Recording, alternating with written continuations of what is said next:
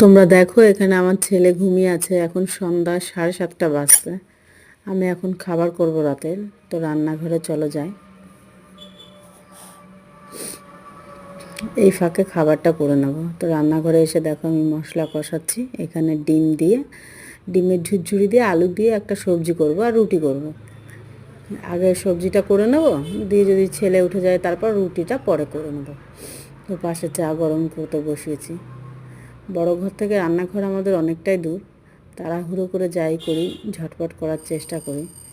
আমার ছেলে কখন উঠে যায়, একজনা থাকে, আমার শাশুড়ি মা ওখানে বসে থাকে।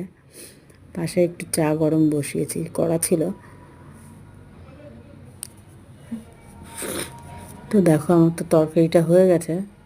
তরকারিটা হতে হতে ছেলে উঠে গেছে। এখন ছেলের কাছে যাব, একটু খেলাধুলা করব, ওর সঙ্গে থাকবো, দিয়ে 9টার দিকে রুটি হবে। দেখো এদিকে খেলাধুলা করছে, হাত খাচ্ছে, খেলছে। তো তোমরা সবাই কেমন আছো? আমি তো পুরো ব্লগ করার চেষ্টা করি, কিন্তু আমার যেহেতু ছোট একটা বাচ্চা আছে আমি করে উঠতে পারি না। তো তাও তোমরা আমার পাশে থেকো, আমরাও তোমাদের পাশে থাকবো। ভিডিও ভালো লাগলে সাবস্ক্রাইব করে দিও, লাইক কমেন্ট করে দিও।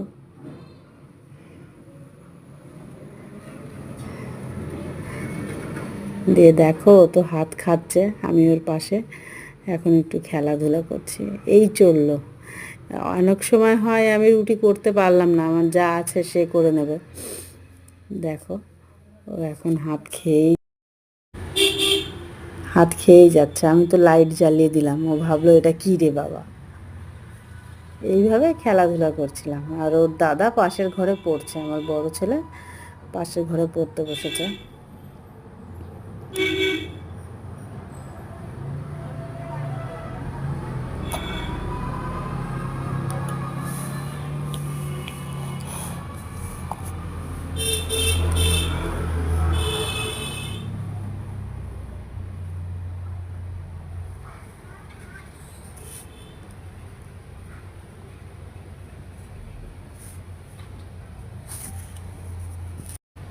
এটা পরের দিন সকালে।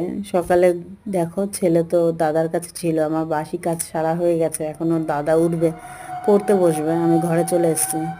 ও দাদা সোয়েটার পরছে, ও তাকিয়ে দেখছিল। আর বাইরেটা দেখো আমার কাজ বাজ সারা হয়ে গেছে। আমরা গ্রামের দিকে সকালবেলায় উঠান ঝাঁটিয়ে এরকম জল দিয়ে থাকি।